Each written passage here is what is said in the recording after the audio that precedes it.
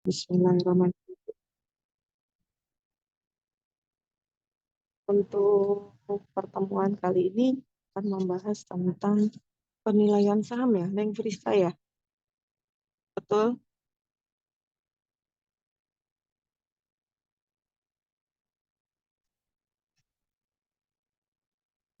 Halo, Betul, Ibu. suaranya Pak dengar. Ibu, saham dan valuasinya.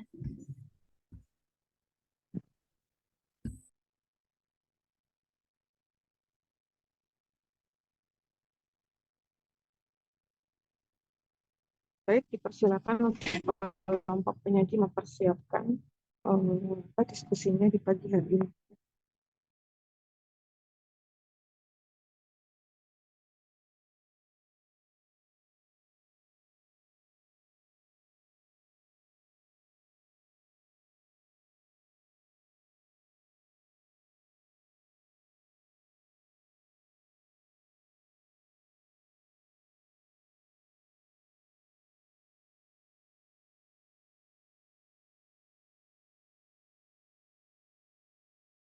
Assalamualaikum warahmatullahi wabarakatuh. Selamat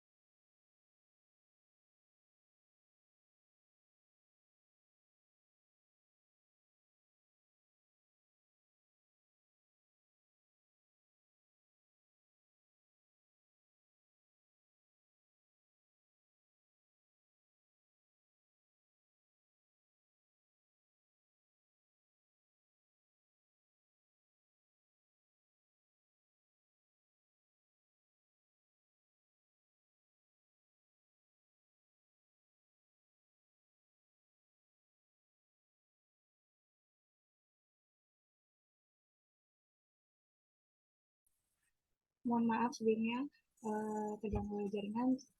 Baik, kami dari kelompok 7 akan mempresentasikan materi mengenai saham dan valuasinya. Boleh di next?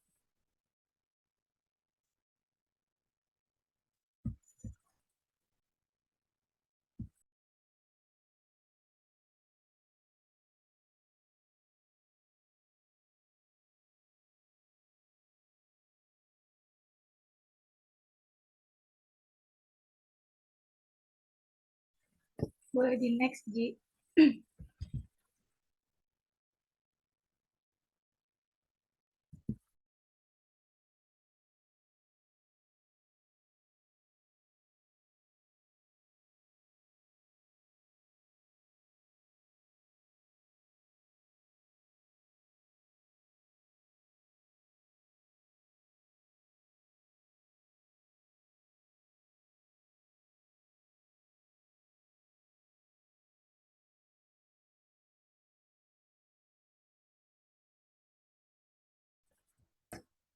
Baik, Assalamualaikum warahmatullahi wabarakatuh.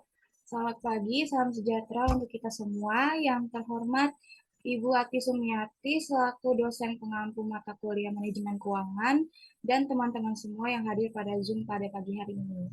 Kami dari kelompok 7 akan mempresentasikan materi kami mengenai saham dan valuasinya. Boleh di next?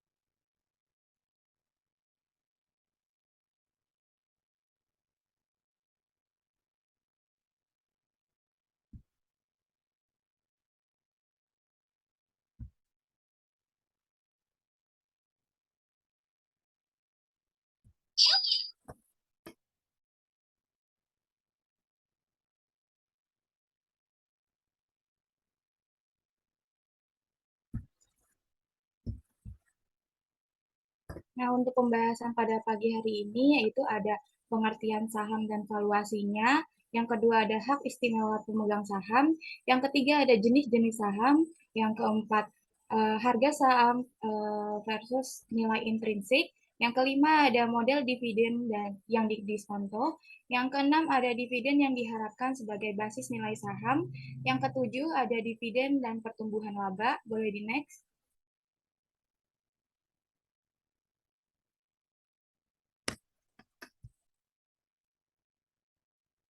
Nah, yang kedelapan ini ada mengevaluasi saham yang tidak membayarkan dividen. Yang kesembilan ada pendekatan valuasi saham berbasis perusahaan. Yang kesepuluh ada model valuasi perusahaan. Yang ke-11 ada membandingkan model perusahaan dengan model dividen yang didiskontokan. Dan yang terakhir ada pendekatan valuasi saham. Boleh di next.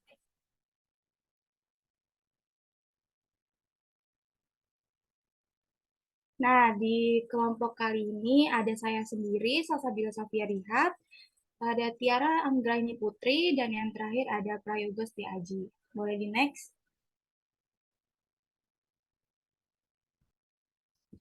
Pembahasan pertama yang akan kita bahas yaitu pengertian saham dan valuasinya. Boleh di next.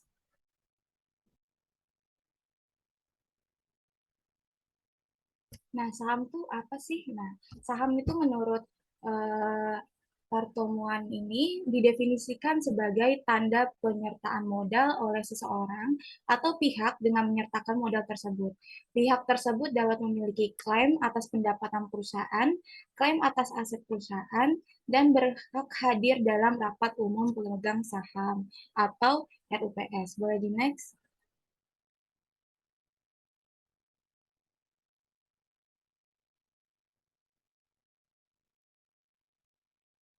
Kemudian pengertian valuasi saham. Valuasi saham merupakan suatu metode penilaian dan penilaian untuk mengetahui harga wajar saham. Biasanya nilai valuasi saham ini berkaitan dengan kondisi keuangan perusahaan dan nilai saham di bursa saham. Keterkaitan konsep antara saham dan valuasi ini mempunyai keterkaitan yang sangat erat ya teman-teman. Sebab valuasi saham merupakan suatu proses menentukan nilai sesungguhnya dari saham. Dalam hal ini, tentunya ketika proses menentukan harga saham, sesungguhnya investor harus membuat faktor-faktor yang mempengaruhi harga saham, seperti eh, seperti pertumbuhan perusahaan, seperti kinerja keuangan, risiko, dan faktor eksternal seperti pasar dan maupun persaingan. Dengan memahami keterkaitan kedua konsep tersebut, akan membantu pemegang saham untuk membuat keputusan strategis seperti menjual saham atau menambah jumlah saham serta berguna meningkatkan nilai saham tersebut. Boleh di next?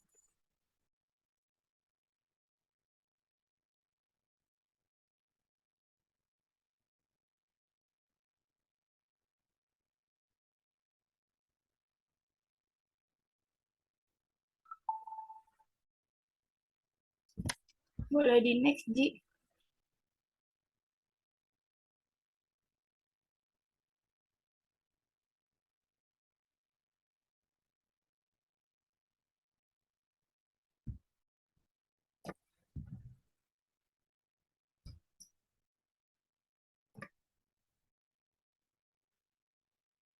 Nah, pembahasan yang kedua ini, apa saja sih hak-hak istimewa pemegang saham? Boleh di next.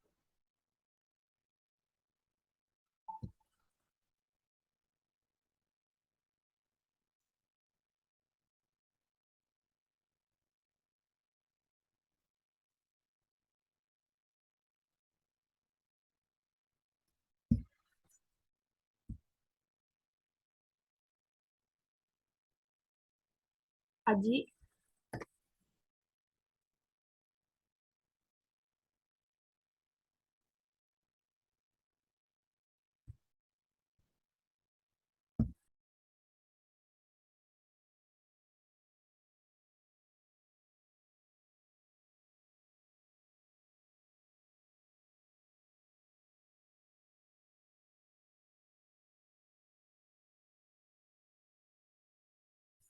Ibu mohon maaf, ternyata yang share screen jaringannya sedang bermasalah.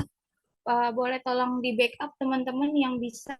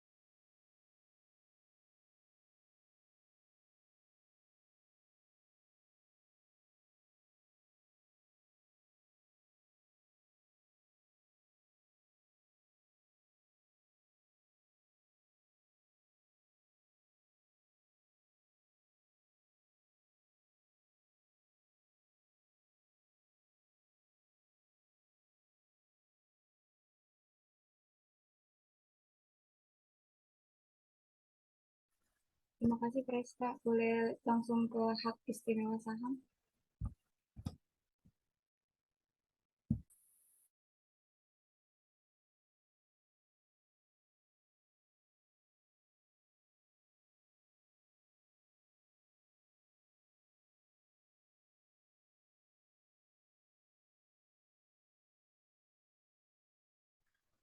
Nah, untuk selanjutnya akan dijelaskan oleh rekan saya, Tiara.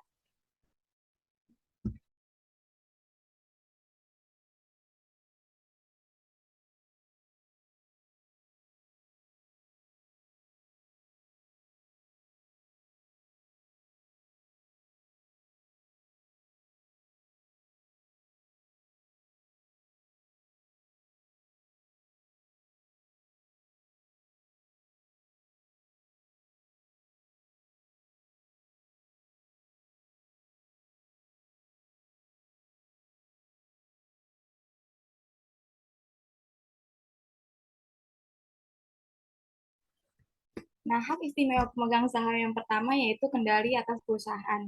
Nah, pemegang saham biasanya itu hadir dalam rapat tahunan memberikan suara secara langsung atas pemilihan ketua direksi, tetapi mereka memberikan suaranya kepada orang lain melalui mandat. Jadi, dalam manajemen dari kebanyakan perusahaan yang dimiliki publik dapat digantikan oleh pemegang saham jika tim manajemen tersebut dinilai tidak efektif. Untuk memilih jaringan jajaran direksi pemegang saham, dapat hadir dalam rapat tahunan yang biasanya digelar 1 kali ya teman-teman dalam setahun, baik secara langsung maupun memindahkan hak mereka untuk memberikan suara kepada orang lain, yaitu dengan proksi ini. Manajemen selalu memohon kepada mandat untuk mendapatkan dari pemegang sahamnya tersebut. Namun, jika laba perusahaan kurang baik dan pemegang saham tidak puas, kelompok luar mungkin dapat memperoleh surat kuasa tersebut sebagai usaha mengganti manajemen dan mengambil alih usaha. Ini dikenal sebagai perang mandat atau proxy fight. Boleh di next? Selanjutnya akan dijelaskan oleh Tiara.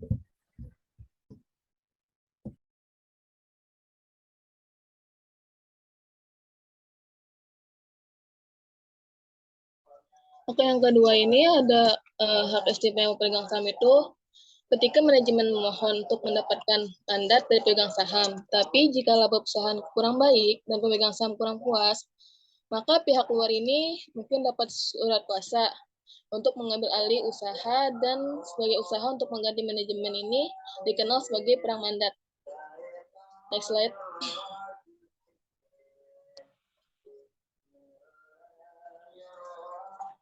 Oke, yang kedua ada namanya hak preemptif, yaitu suatu ketentuan dalam anggaran dasar perusahaan yang memberikan hak pada pemegang saham biasa untuk membeli emisi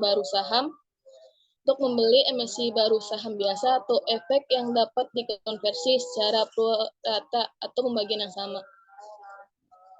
Next slide.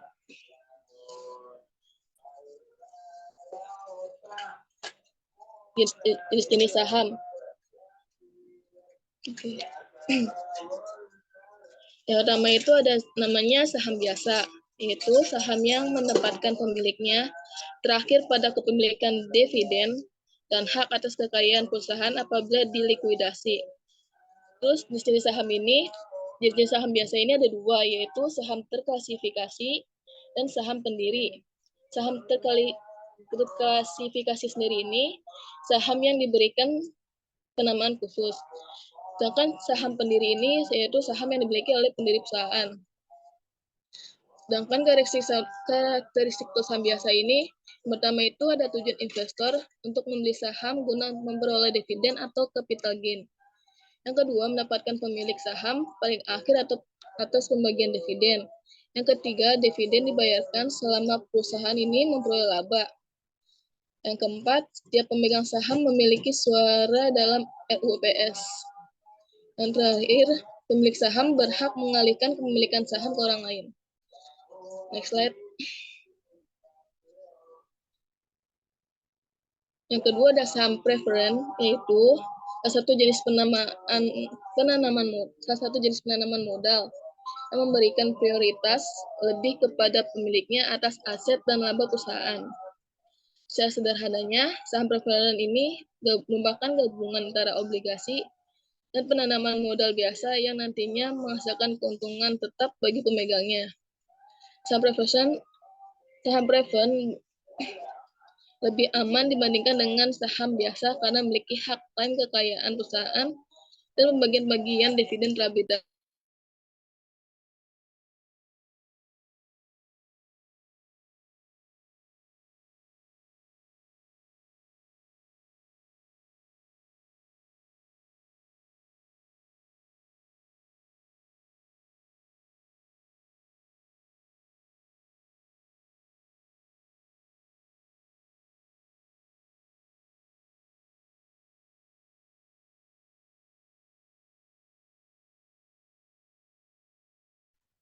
Oke, next slide.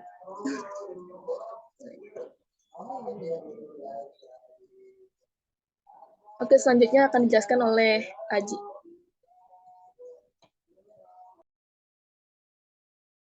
Berikutnya ada harga saham versus nilai intrinsik. Next.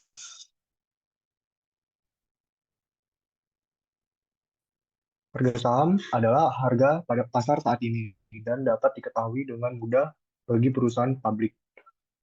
Lalu nilai intrinsik itu sebaliknya, nilai intrinsik yang mencerminkan nilai sebenarnya dari saham perusahaan tidak dapat diketahui dengan mudah sehingga harus diperkirakan. Keseimbangan pasar terjadi ketika harga saham sama dengan nilai. Bila kesenjangan antara harga saham dan nilai intrinsiknya tidak terlalu besar dan tidak terjadi dalam waktu yang lama. Next.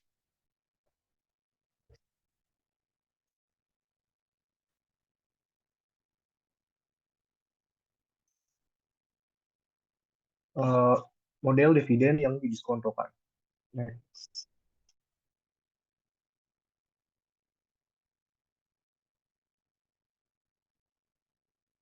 Berdasarkan model pertumbuhan dividen, model ini digunakan untuk menentukan estimasi harga saham dengan mendiskontokan semua aliran dividen yang diterima di masa depan. Rumus yang digunakan itu adalah P0 atau nilai intrinsik saham sama dengan D per 1 ditambah K. K itu sama dengan tingkat diskonto. Ditambah D1 ditambah K pangkat 2. Pangkat ini itu tahun jumlah periodenya. Dan seterusnya. Berikut adalah contoh dari perhitungan model pertumbuhan dividen berdasarkan diskonto. Terdapat sebuah perusahaan A yang membayar sejumlah dividen selama 8 periode atau T dengan detail sebagai berikut. Periode 1 itu Rp30, 2 20, 3 23, 4 30. Tahun kelima itu 26, tahun ke-6 28, tahun ke-7 30, tahun ke-8 itu ada 34. Misalkan tingkat diskonto bernilai konstan sebesar 5% pada setiap periodenya, lalu berapakah nilai intrinsik dalam saham tersebut? Kita akan menghitung dengan menggunakan rumus yang sebelumnya. P0 sama dengan 30, 1 ditambah 0,5, dipangkatkan 1, ini tahun pertama, ditambah dengan 20 per 1, 0,5 pangkat 2, lalu ditambah 23, 1 ditambah 0,5 pangkat 3, ditambah 31, 0,5 pangkat 4, dan seterusnya ini. Jadi hasilnya itu 176,86. Jadi nilai intrinsik saham per lembarnya itu adalah Rp176,86. Next.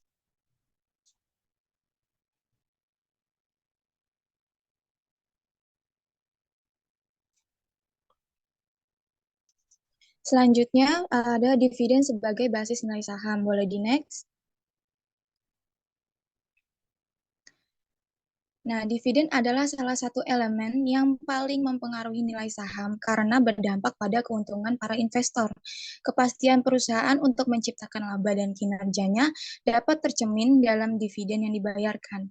Jadi dapat disimpulkan bahwa kinerja perusahaan yang baik dan stabil jika memberikan dividen yang konsisten atau meningkat dari tahun ke tahun. Di sisi lain, jika perusahaan berhenti memberikan dividen atau menawarkan dividen yang menurun, Nah, ini akan menunjukkan bahwa kinerja perusahaan ini telah memburuk.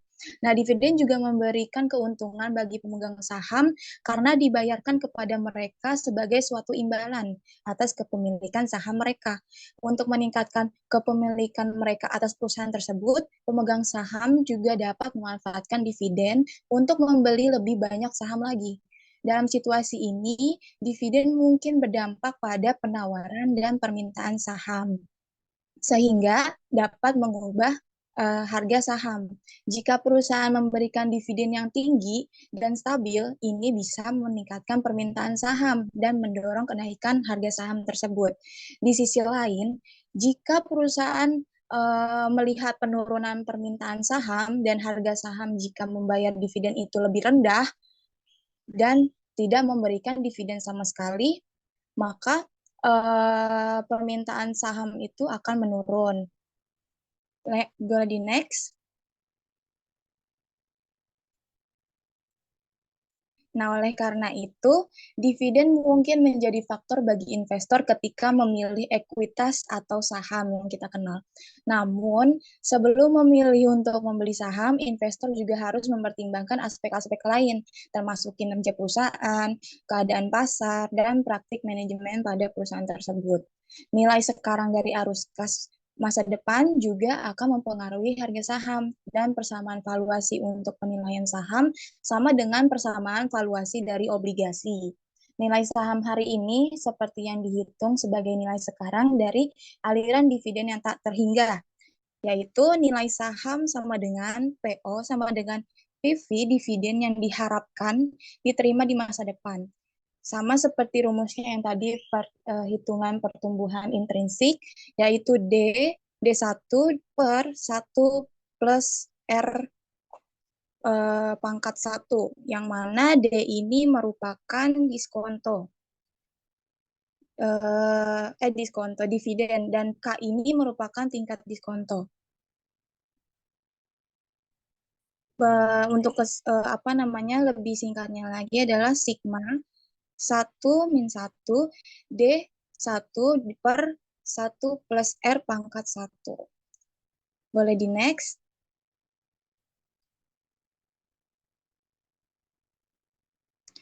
Materi selanjutnya yaitu dividen dan pertumbuhan laba. Boleh di next.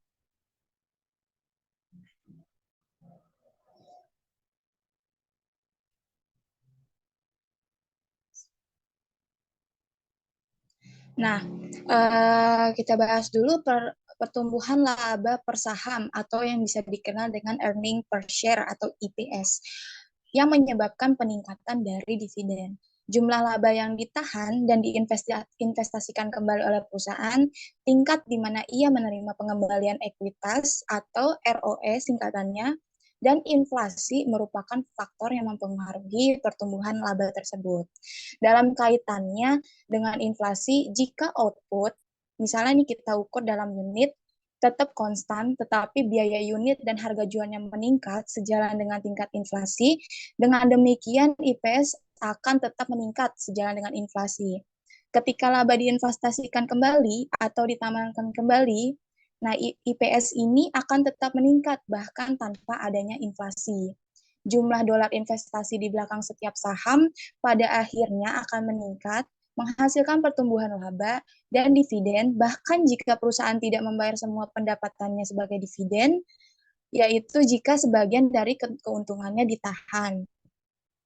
Meskipun nilai saham diturunkan dari dividen yang diharapkan, ini tidak berarti bahwa perusahaan dapat dengan mudah menaikkan dividen untuk meningkatkan harga saham. Semua dividen, baik yang dibayarkan sekarang maupun yang diharapkan di masa depan, dapat menarik bagi para pemegang saham. Nah, faktor lainnya ini adalah trade-off antara pembayaran saat ini dan dividen masa depan. Perusahaan yang mendistribusikan sebagian besar keuntungan mereka saat ini sebagai dividen jelas tidak banyak menahan dan menginvestasikan kembali ke dalam operasi mereka, sehingga hal itu dapat menurunkan laba dan dividen di masa depan. Jika sebuah perusahaan memiliki peluang investasi yang sangat menarik, pemegang saham harus memiliki perusahaan yang menahan labanya sehingga membayar dividen saat ini dalam jumlah yang lebih kecil. Nah, dalam konteks perusahaan, dividen dan pertumbuhan laba adalah dua konsep yang berbeda tetapi saling berhubungan, teman-teman. Dividen yang tinggi dapat membatasi kapasitas perusahaan untuk tidak berinvestasi dalam pertumbuhan dan pengembangan bisnis jangka panjangnya. Sebaliknya, perusahaan yang memprioritaskan pertumbuhan laba akan menahan pembagian dividen untuk menginvestasikan kembali uang di perusahaan yang dapat memacu pertumbuhan di masa depan. Materi selanjutnya akan dijelaskan oleh teman saya.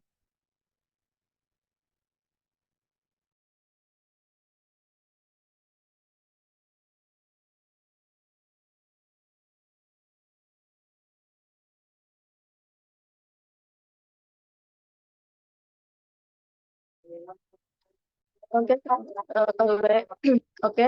Oleh karena itu, putusan mengenai pembagian dividen ini dan penggunaan laba yang dihasilkan harus dilakukan secara hati-hati dan disesuaikan dengan situasi dan kebutuhan perusahaan.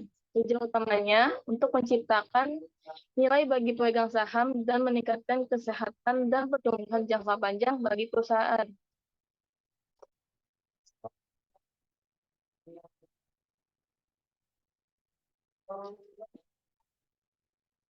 Selanjutnya ada evaluasi saham yang tidak membayarkan dividen. Next slide. Oke. Nah, jika suatu perusahaan saat ini tidak membayarkan dividen, tetapi diharapkan akan memberikan dividennya di masa depan, nilai sahamnya itu dapat dihitung dengan cara berikut. Yang pertama, estimasikan kapan dividen akan dibayarkan.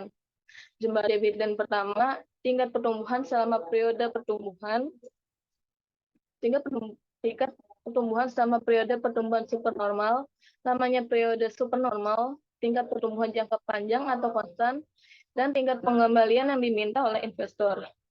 Yang kedua, menggunakan model pertumbuhan konstan untuk menentukan harga saham setelah perusahaan mencapai suatu pertumbuhan yang stabil.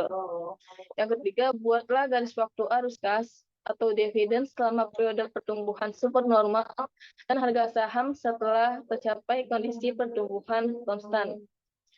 Dan kemudian menghitung nilai sekarang arus kas. Nilai sekarang itu akan mencerminkan nilai saham hari ini. Next slide.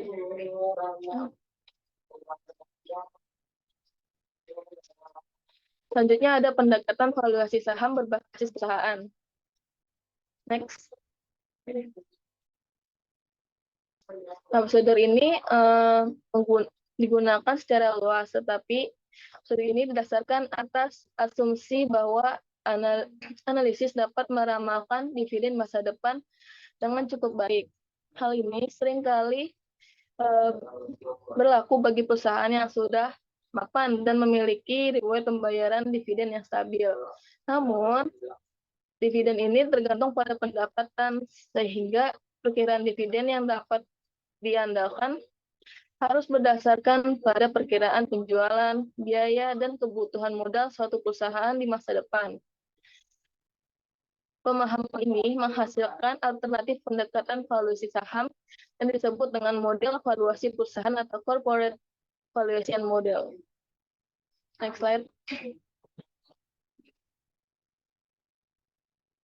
Selanjutnya ada model valuasi perusahaan. Oke, next.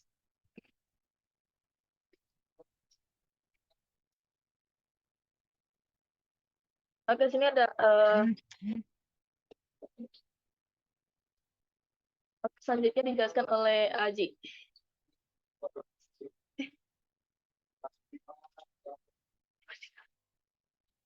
Sorry. Nggak jadi, sorry. Selanjutnya ada valuasi perusahaan. Ini ada contoh soalnya. Jika kan ada arus kas, rumusnya itu free cash flow atau arus kas bebas sama dengan penghasilan bersih ditambah pengeluaran tunai dikurang peningkatan modal kerja dikurang pengeluaran modal. Nah, dalam laporan keuangan ASG hari ini dicari bagian arus kas bersih yang diperoleh dari aktivitas operasi.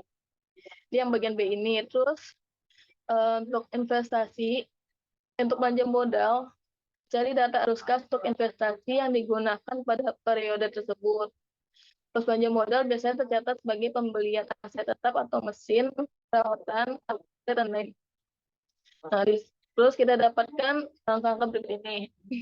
Dalam keterangan B, adanya total arus kas dari operasi itu 935. Terus yang di keterangan C ini, adanya total belanja modal dari pembelian aset tetap sebesar 17.208.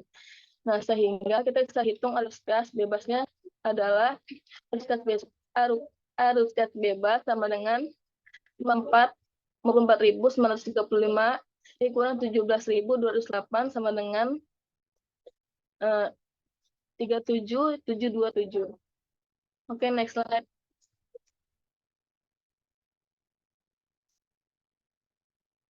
Oke, selanjutnya dijelaskan oleh Aji. Membandingkan model perusahaan dengan model dividen yang didiskontokan. Next.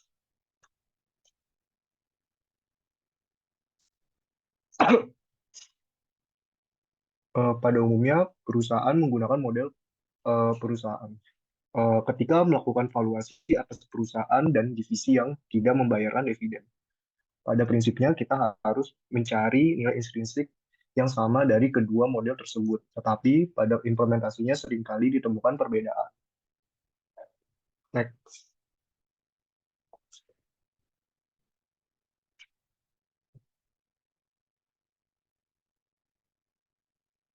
Contoh layer estimasi yang diperoleh ternyata sangat mendekati model pertumbuhan dividen, meramalkan harga sebesar $23,6 per lembar saham dibandingkan dengan $23,38 yang menggunakan model total perusahaan. Pada dasarnya, keduanya sama dengan harga aktual sebesar 23,06. Pada praktiknya, estimasi nilai intrinsik yang didasarkan atas kedua model ini biasanya mengalami deviasi baik satu sama lain maupun dengan harga aktual.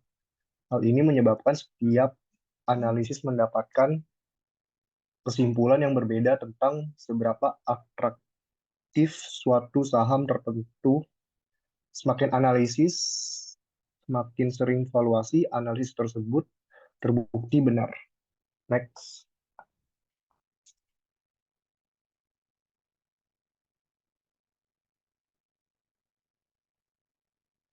Pendekatan valuasi saham. Next.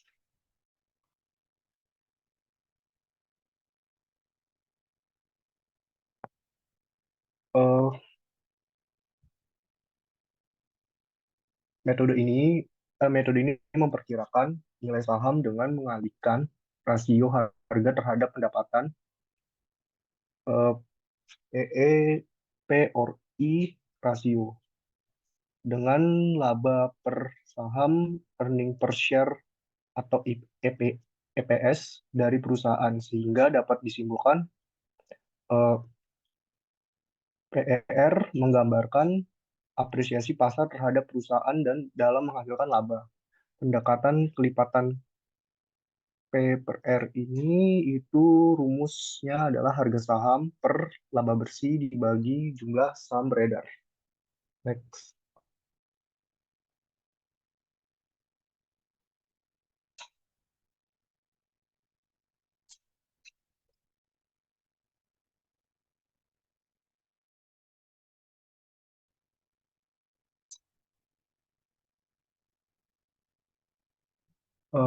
Contoh dari pendekatan ini, saham perusahaan memiliki harga saham sebesar 3.970 dan harga saham DEF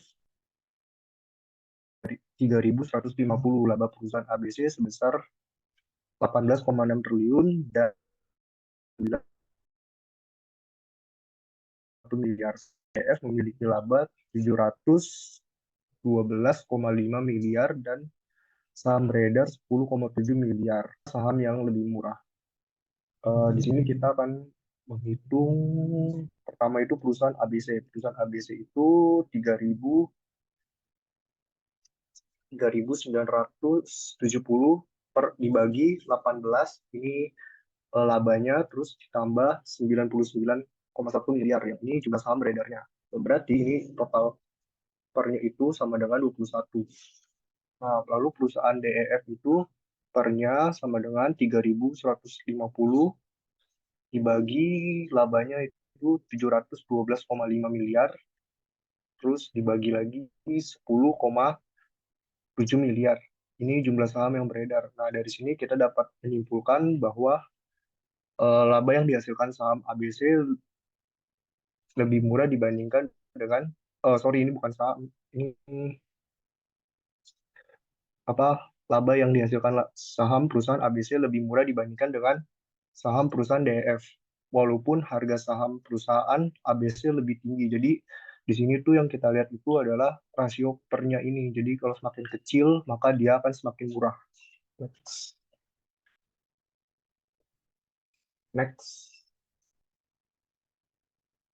Nah, berikutnya adalah pendekatan EVA. Pendekatan EVA pendekatan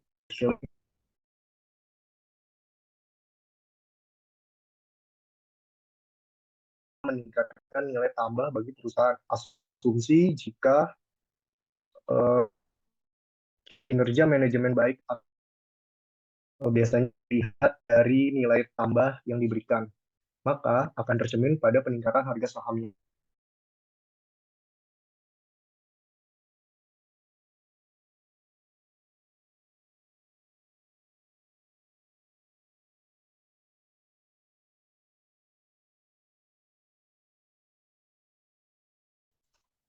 Maaf, tadi ada sedikit gangguan sinyal. Jadi di sini kita menghitung itu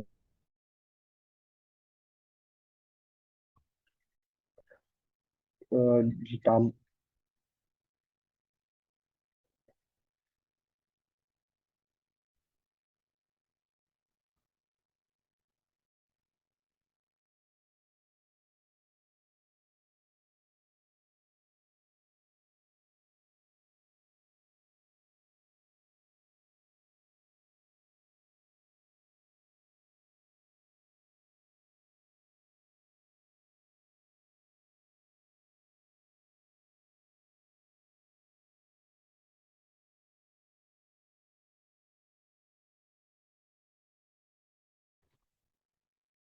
EBIT, ini EBIT setelah sebelum pajak dikurangi modal operasional setelah pajak. Nah, contohnya di sini itu ini adalah EBIT sebelum pajak, itu totalnya 300.000 di tahun 2015, terus di tahun 2016 350.000. Lalu ini EBIT setelah pajak itu kita tinggal mengalihkan 300.000-nya ini kali dengan 25%, maka hasilnya itu EBIT setelah pajaknya 225.000 di tahun 2015. Berarti tahun 2016 itu ada 262.500. Nah, di sini modal operasionalnya perusahaan ABC itu ada 1.800.000 di tahun 2015. Di tahun 2016 itu ada 1.700.000. Nah, kita tinggal sama seperti yang di atas, tinggal kita kalikan dengan biaya, kali ini dengan biaya modal setelah pajak, yaitu 10% dan 10%. Maka kita mendapatkan 180 di tahun 2000, 180.000 di tahun 2015 dan 170.000 di tahun 2016. Nah, EVA-nya ini kita tinggal mengurangkan EBIT setelah pajak ini dikurang dengan biaya modal dalam bentuk rupiah ini. Yang ini sudah dikalikan setelah pajak, maka hasilnya adalah 45.000 di tahun 2015 dan 92.500 di tahun 2016. Perusahaan ABC, kesimpulannya, perusahaan ABC memiliki perbaikan kinerja perusahaan dari tahun 2015 ke tahun 2016. Hal ini akan bagus bagi investor yang ingin menanamkan modal sebab ketika perusahaan mengalami peningkatan kinerja dalam menghasilkan nilai tambah, berarti harga saham akan naik. Harga saham yang naik menunjukkan prospek saham yang baik ke depannya. Next.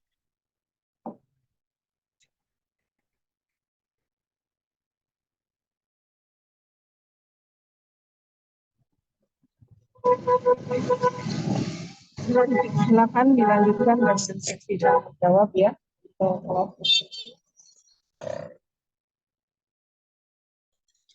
Baik, teman-teman. Untuk sesi selanjutnya yaitu tanya jawab. Apakah teman-teman ada yang ingin bertanya? Jika ada, boleh di raise hand.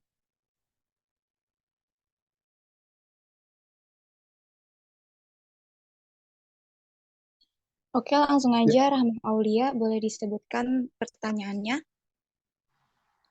Baik, terima kasih kepada kelompok.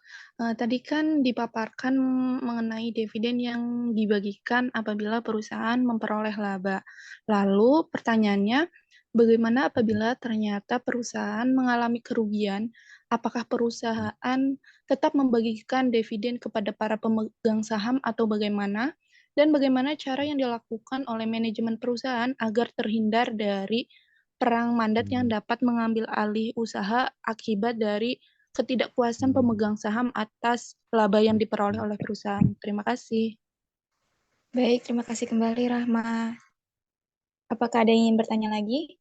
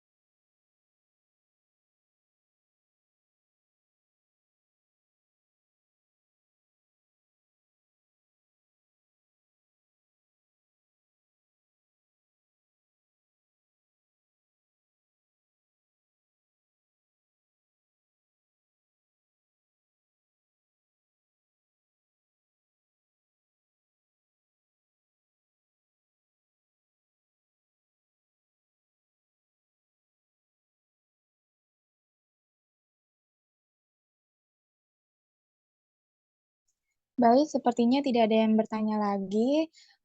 Untuk Bu Ati, apakah Bu Ati ingin menambahkan materi selagi kelompok kami mencari jawaban atas pertanyaan tadi, Bu?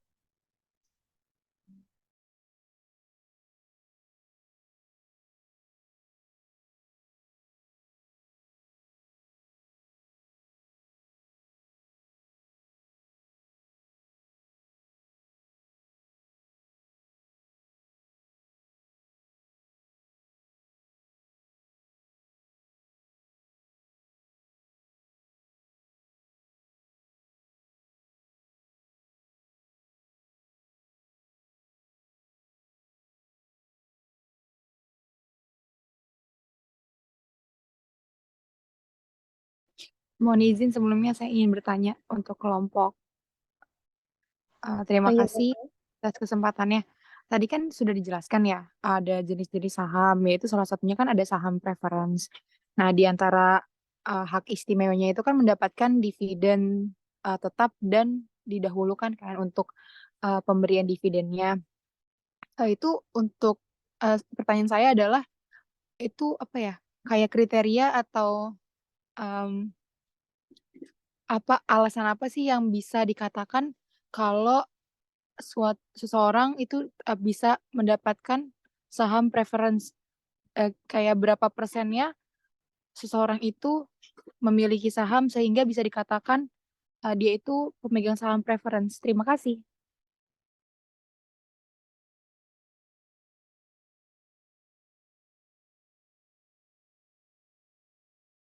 Baik, terima kasih Linda.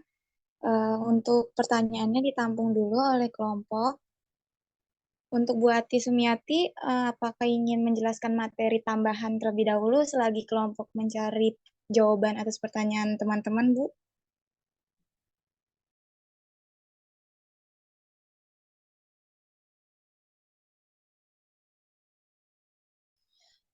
Saya izin menjawab pertanyaan dari Rahma Aulia. Pertanyaannya, bagaimana apabila perusahaan mengalami kerugian? Apakah perusahaan tetap membagikan dividen ke pemegang saham? Satu lagi, bagaimana cara yang dapat dilakukan untuk menghindari perang mandat akibat ketidakpuasan pemegang saham terhadap laba yang dihasilkan? Biasanya, jika perusahaan mengalami kerugian, maka perusahaan tidak akan membagikan dividen kepada pemegang saham. Karena kan dividen ini kan artinya kan pembagian laba perusahaan kepada pemegang saham sebagai bentuk imbal hasil atas kepemilikan saham tersebut. Jika perusahaan mengalami kerugian, maka nggak ada dong laba yang bisa dihasilkan sebagai dividen.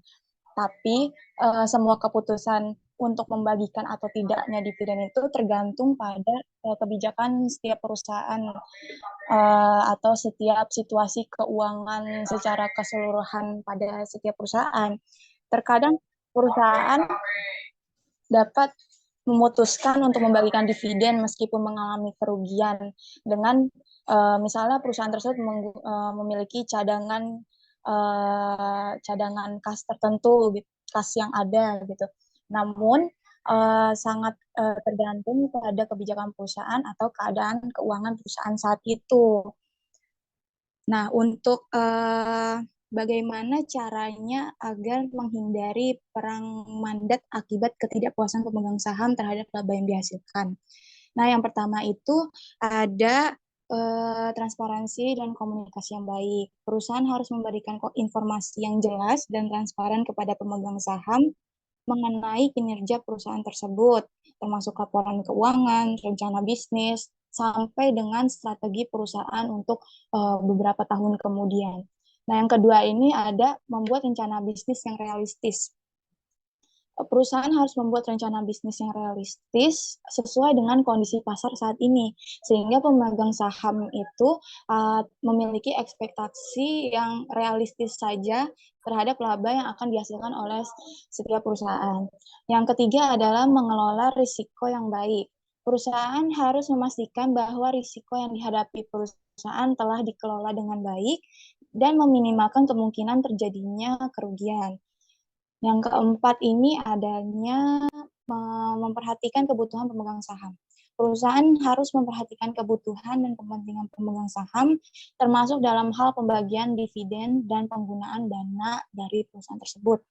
Perusahaan harus mengelola dana dengan bijak dan memastikan bahwa setiap dana yang dihasilkan itu digunakan dengan cara yang sesuai dengan kepentingan pemegang saham. Dan yang terakhir ada menjaga reputasi perusahaan. Perusahaan harus menjaga reputasi perusahaan dengan baik dan memastikan bahwa perusahaan tidak terlibat dalam praktik bisnis yang akan nantinya merugikan pemegang saham tersebut ataupun masyarakat pada umumnya.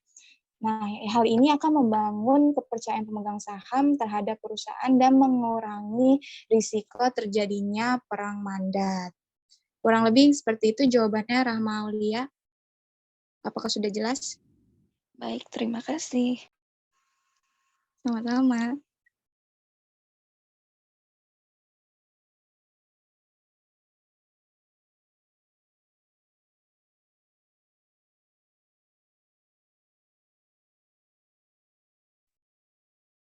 Ya, di sini saya akan menjawab pertanyaan dari Linda. Apa alasan seseorang pemegang saham bisa dikatakan memegang saham preferred? Dan berapa persen biasanya pegang saham preferred dikatakan jenis saham preferred?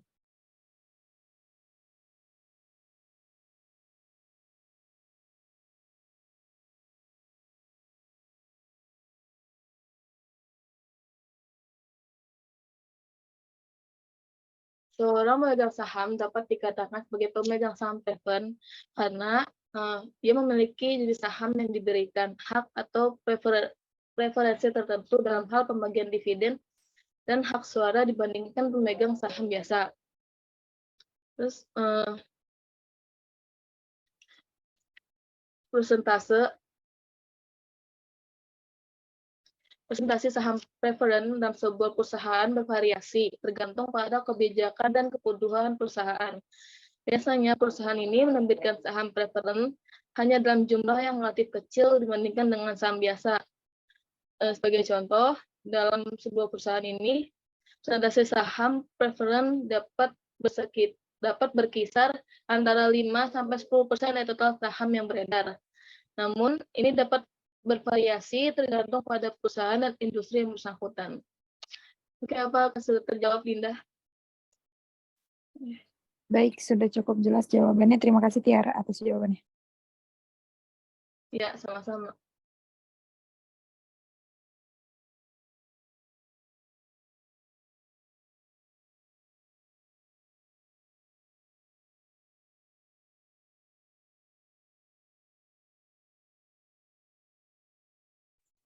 Baik, karena sesi pemaparan materi telah selesai, sesi tanya jawab setelah selesai, maka akan kita akhiri. Kami dari kelompok 7 minta maaf apabila tadi selama pemaparan materi banyak sekali kekurangannya karena beberapa faktor. Kurang lebihnya mohon maaf. Wassalamualaikum warahmatullahi wabarakatuh.